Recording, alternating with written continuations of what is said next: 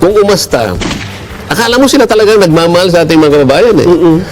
Natawa na rin yung iba eh. Nakakalam ng batas eh. Ano ba yung treason? Ang gusto nilang naratibo kasi yung kung ano lang yung iniisip nilang tama eh. Aha. Mariringgan mo yung isa doon. Eh, ano mangyayari sa ating mga fishermen? Yung ating mga mangingisda? Gaganyan-ganyan nilang. Kailangan malaman nila na may nagtatanggol sa kanila. Eh, ba't di sila pumunta ron para silang mag-guide sa ating mga fishermen? Paano mo gagawin? Wala naman silang ginagawang pamamaraan. Kasi nga, ang inisip nila, 2028, Ayun. akala nila sila ang bida. Si Senator Marcoleta, kontrabida. At saka meron pang isa, Sen. Ito, nabanggit din naman ng senador na kasamahan ninyo, na sa panahon daw ngayon, kapag ka ikaw ay nagsalita ng kontra sa sinasabi nila at pro-China ka, may tuturing daw nito na treason eh. Treason. Ano ba ang... Kamukha nito, ako naman naghahanap lang naman ako ng katotohanan, dinidiscuss lang naman natin Aho. kung anong dapat natin gawin para sa ganun lalo nating palakasin ang pundasyon ng claim natin kung nakahanda na tayong makipag-usap talaga. Yung mga hindi natin nakikita, pakitingnan nating mabuti, ano man ang masama doon at bakit babansagan mo isang taong naghahanap lang ng clarity halimbawa? Oo. Ng solusyon sa pwedeng sabihin ng kakausapin nating mga tao para nakahanda tayong lahat. Oo. Huwag mo sasabihin pro-China naman. At saka bayaran. Sasabihin mo maaaring binabayaran yan. Ito pa namang napakaliit na usapin na ito, kinakailangan bayaran ka pa, makukuha mo na kung talagang mag-aaral ka. Ang problema, silang nagumpisa kasi nito eh. Nagkamali sila mula sa kanilang pananaw na yung exclusive economic zone ay parte ng ating teritoryo. Dito siya unang nagkamali. Ngayon pinipilit niyang ayusin. Ewan ko, paano pa may tutuwid dito? Inasabi mo na noon pa. Oho. At saka meron pang isa, Sen. Ito, nabanggit din naman ng ilang senador na kasamahan ninyo, na sa panahon daw ngayon, kapag ka ikaw ay nagsalita ng kontra sa sinasabi nila at pro-China ka, may tuturing daw nito na treason eh. Treason. Ano ba ang... Natawa na rin yung iba eh. Nakakalam ng batas eh. Ano ba yung treason? Ang gusto nilang naratibo kasi yung kung ano lang yung iniisip nilang tama eh. Aha. Akala mo kasi, kung umasta, akala mo sila talagang nagmamahal sa ating mga kababayan eh. Mariringgan mo yung isa doon. Eh, ano mangyayari sa ating mga fishermen? Yung ating mga mangingisda? Gaganyan-ganyan nilang. Kailangan malaman nila na may nagtatanggol sa kanila. Eh, ba't di sila pumunta ron para silang mag-guide sa ating mga fishermen? Paano mo gagawin? Wala naman silang ginagawang pamamaraan. Abuti nga ako, nung makausap ko yung ambassador, pwede ba nating mapag-usapan sa susunod na mga panahon? Magsimula tayo ako sa traditional fishing rights. Yes, Mr. Senator. Sabi niya. Kasi itong mga bagay na to, sabi kong ganyan, ay mga private rights lang ito. Malayong-malayo sa pag-uusap tungkol sa mga teritoryo. Kasi kako nagawa nyo sa Vietnam. Ayun nga, oo. Nagkabarilan pa kayo dyan eh. Nagkabarilan kayo dyan. Pero nagawa nyo ng paraan. Naayos nyo yung pangisdaan sa inyo. Totoo. Meron din kayo sigalutan ng India. Naayos nyo rin. Nagkabarilan din doon. No? Kanyo. Kamuntik ng nag-jukler. Naayos din. Sa Japan. Ay, mas matindi. Naayos nyo rin yan. Oo. Tayo So, hindi pala imposible dito. Tayo ba naman kako, hindi natin maayos. Yun ang gusto namin gawin eh. Oo. At kung Pero ayos... tigilin lang sana natin yung patotsadahan. Oho.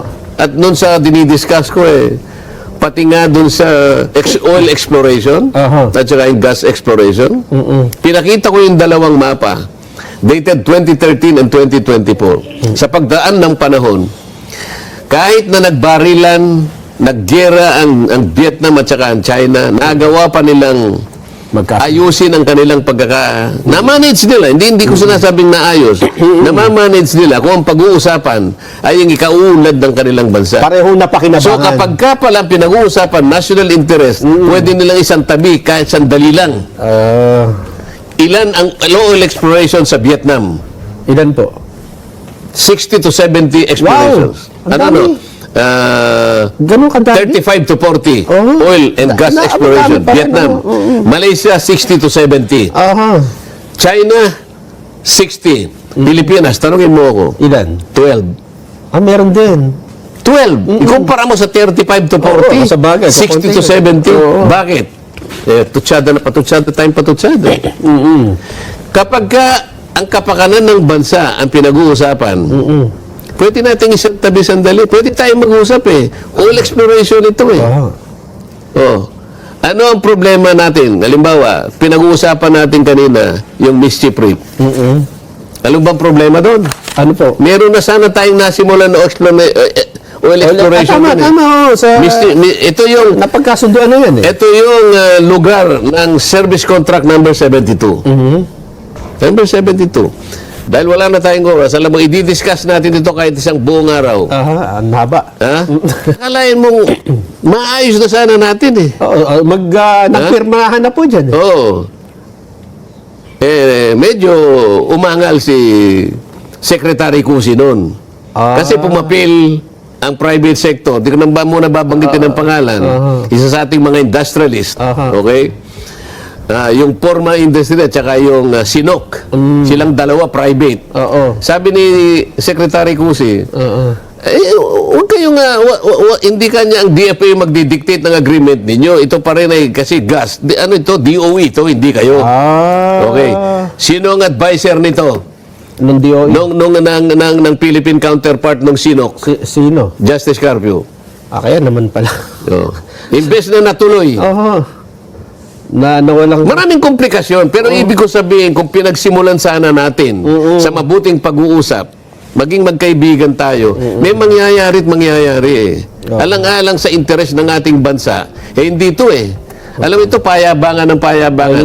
Gumagawa ng narrative ang mga kasama natin. 2028 na yung pinag-uusapan. Akala nila sila ang bida ng mga Pilipino. Sila ang tagapagtanggol ng mangingisda. Sabi ko nga sa'yo, sa haba ng patutsadahan na to, ano ang ating napala? Ano na-achieve? Anong resulta?